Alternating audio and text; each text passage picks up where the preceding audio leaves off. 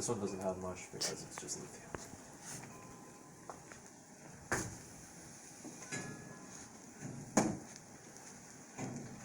So you can see most of them are that normal orange. Yellow, orange. But you can definitely tell which ones are copper. Is it the greenish? Yeah, the greenish are definitely the copper ones.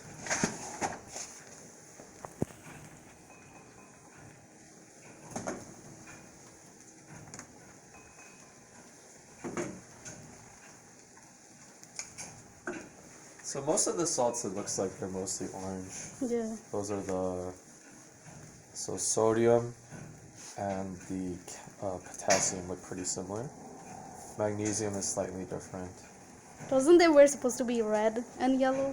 So some of them are reddish, that's the lithium, and the strontium are a little bit reddish.